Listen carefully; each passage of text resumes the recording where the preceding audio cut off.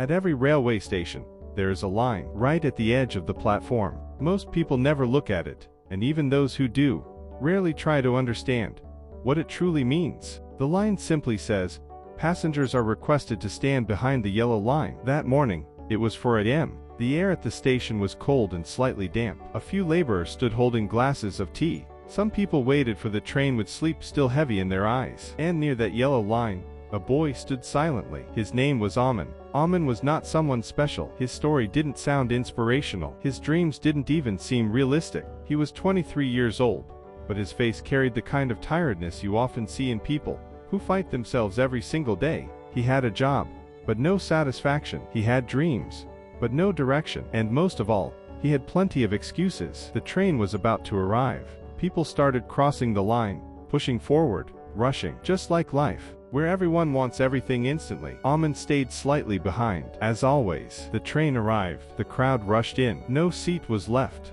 Aman stood there, exactly the way he stood in life. Not completely losing, not truly winning either. During the journey, one question kept repeating in his mind.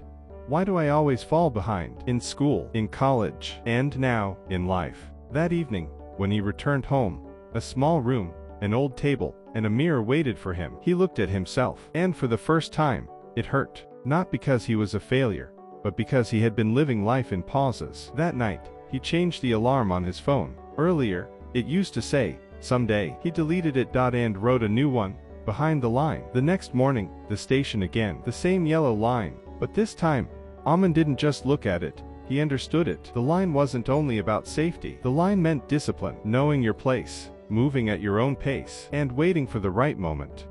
From that day, Aman made a rule. In life, before moving forward, he would prepare himself first. He reduced social media, stopped comparing his journey, stopped justifying excuses. Every day, he did just one thing.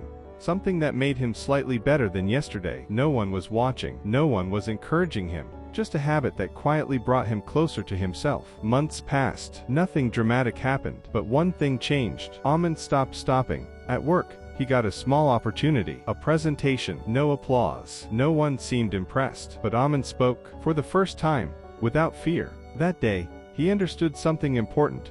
Standing behind the line is not weakness. It is preparation. Some people moved ahead quickly. Some got tired. Some dropped out halfway. Aman kept moving forward, slowly, silently, steadily. One day, the same station, the same yellow line, and this time, in his hand, a new appointment letter. He stood behind the line and smiled softly, because now he understood. Life is not a race. Life is a platform, and everyone's train arrives at a different time. Those who run without preparation often fall, but those who stop, build themselves, and wait, when they finally step in, they change the journey of their entire life. And from here, this story is no longer just about Aman. Every person has a line that holds them back, but the one who works on himself, every single day, his story doesn't stop at the platform. It crosses an entire lifetime.